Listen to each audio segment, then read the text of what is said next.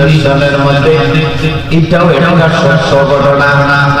তিনি তোমাদের মধ্যে বলতেছেন, আল্লাহ তোমাদের মধ্যে তোমাদের শান্তির জন্য আমার শান্তির জন্য আল্লাহ রাব্বুল আলামিন স্ত্রী বানিয়েছেন। এই কথাটা কেন বললাম শুনো। আজকে প্রত্যেকটা সংসারে 100-র মাঝে 99% পরিবারের মাঝে অশান্তি আছে। কিছু কথা আমি আপনাদের সামনে বলি রে বাবা, যাদের পরিবারের শান্তি আছে তারা তো বড়ই যুগের ভাগ্যবান। কিন্তু আমার নিজের চোখে দেখা অনেক পরিবার কিন্তু এখন হেডকোয়ার্টারের লাগে কিন্তু শান্তি নয়, শান্তি আছে। কেন আমি কথা বললাম? সাহাবীরা জিজ্ঞাসা করলো, ইয়া রাসূলুল্লাহ, ইয়া হাবিবাল্লাহ,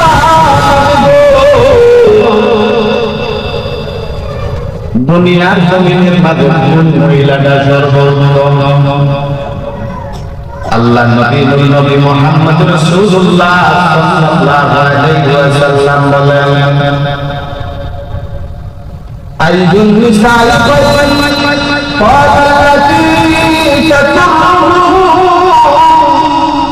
إذا نذر وتطيعه إذا أمر ولا تخالفه في نفسها ولا مالها بما يكره। আল্লাহ নবী রে সাহাবীরা, ওই মহিলা দুনিয়ার জমিনের মাঝে সর্বোত্তম, সবচাইতে ভালো, যার চেহারার দিকে যদি কোন স্বামী তাকানি করে, স্বামীর অন্তরটা যদি খুশি যায়, ওই মহিলাটা হলো দুনিয়ার জমিন সর্বোত্তম। বলেন সুবহানাল্লাহ।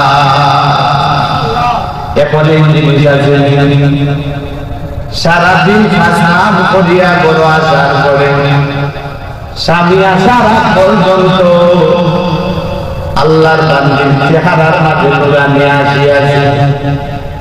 আর এই বেটাগুলা সারাদিন কাম কাজ করিয়া আওয়ার পরে দেখা যায় আমার বন্ধুটার মুখের মাঝে পয়সা সাইয়া তুফান আইয়া বলিয়েছে, ঠিক না? এইরকম অনেক মানুষ এই সমাজের মাঝে আছে। ও আমার বন্ধু শোনো, তোমার স্বামীর প্রতি কি হক আছে? সংক্ষেপে কয়েকটা কথা আমি বলে যাব, কারণ আমি আর একটা জায়গায় যেতে হয়। আজকে 90% পরিবারের মাঝে এই ব্যাপারে অশান্তি আছে। অশান্তি প্রাপ্ত না কেন? এই গজবাইত না কেন? কারণ প্রথম জীবনটাই তো শুরু হয়েছে আমরা গজব দিয়া। বলে এই কথা কেন হইলা? কেন এই গজবের কথা হইলা? গান বাজনা হারাম না হালাল? কথা বলেন, হারাম না হালাল? গান বাজনা হারাম। এই সমাজের মধ্যে ওই আপনাদের এলাকার মাঝে গান বাজতো, বিবাহ শাদীর মাঝে হয় না, কিন্তু আমার এলাকার মাঝে যত বড় সাহায্য তুলে মানুষের কাছ থেকে সাহায্য তুলিয়া মানুষের সাহায্য করে, কিন্তু ওই সাহায্য তুলিয়া ওই বেলাকে ভাবতে যায়। এইরকম গজব কিন্তু আমাদের এলাকার মাঝে আছে। এইরকম মানুষ এই যে গান বাদ্য বাজায় বাবা জিনিসের মাঝে কি করলো? ছেলের বাড়ি তো বাজনা বাজে, মেয়ের বাড়ি তো বাজনা বাজে, ঠিক না? এই জায়গাটা গান বাজাইয়া এই যে হারাম জিনিসটা তার জীবনটারে শুরু করছে। তাইলে এই হারাম কাজিয়া যারা জীবনটা শুরু করবো, তার পরিবারও শান্তি আইব না, গজবাইব। এটা গজবাইব। যারা কথা বলবা না, বুঝিলাই তোমার মাঝে বেজাল আছে। এই জন্য বাবা,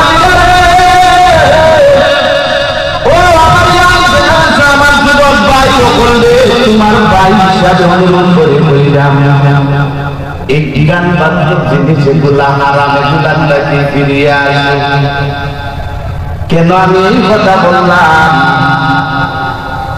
আজকে এই দুনিয়ার জমিনের মধ্যে যে আমরা থাকতেছি, এই দুনিয়ার জমিনের মধ্যে যে নবীজি বলেছেন কিয়ামতের আগে সবচাইতে কিয়ামতের আগে একটা আলামত হইল যত জায়গার মাঝে বিবাহ সাথী হবে এই জায়গার মাঝে গান বাদ্য চলবে, চলেন না।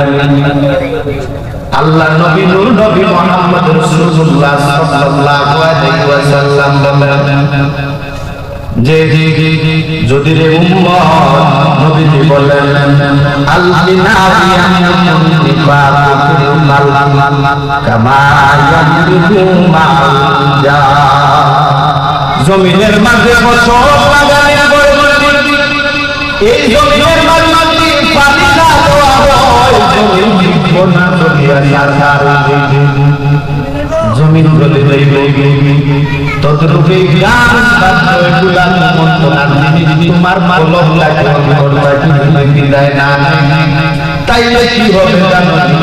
জমিনের ফসল যেরকম করিয়া যায় তোমার অন্তরটা সেইভাবে করিয়া যায়। এখন আমি বলতে চাই গান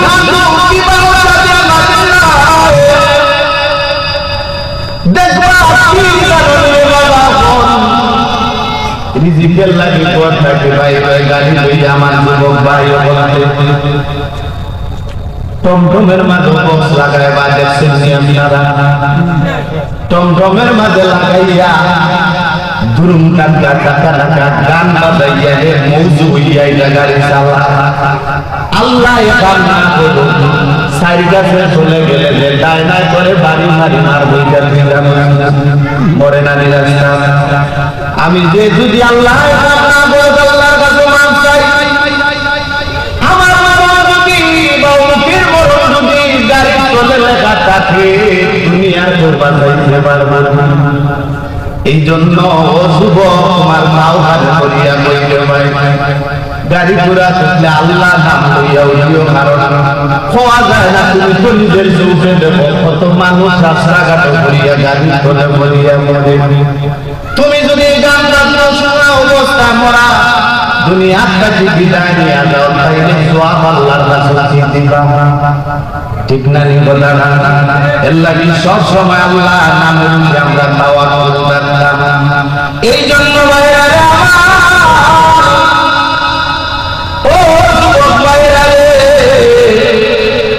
আমি আপনাদের উদ্দেশ্যে কিছু কথা আমি আপনাদের সামনে বলি। আল্লাহ নবী বলেন লাউ কানা মিন কারনিহি লা মাদানিহি সাদীদুন ফালা তাসমাউ ইয়াশু। আল্লাহ নবী মুহাম্মদ রাসূলুল্লাহ সাল্লাল্লাহু আলাইহি ওয়াসাল্লাম বলেন ও মহিলারা রে, স্বামী বড় তোমার আমানত। আল্লাহ নবী ফরমায় আমার আল্লাহর পরে যদি সিজদা করার কথা কেউ কইতা তাইলে নবীজি ফরমায় যে প্রত্যেকটা মহিলার কইতা তোমার স্বামীর তুমি সিজদা করো, তাইলে তার মূল্য কম না বেশি। শুধু মহিলাদের দোষ না, কিছু কপাল পুরা পেটের ভিতর দোষ আছে, আছে না? অনেক দোষ আছে। একতরফা মাইল লাগে না, তবে বেশি টাকাই তো হলাম এক কটার বই নেই নবী। সারাদিন কাজ নাম করিয়া আসার পরে মামুর ঘরের ভাই, তালতো ভাই, তালার ঘরের ভাই কত রসরঙ্গের কথা বসরে বল, কিন্তু যে সারাটা দিন কাজ নাম করিয়া তাই সে ঘর আইবে দেখা যায় এই চেহারাটা মলিন হয়ে যায়।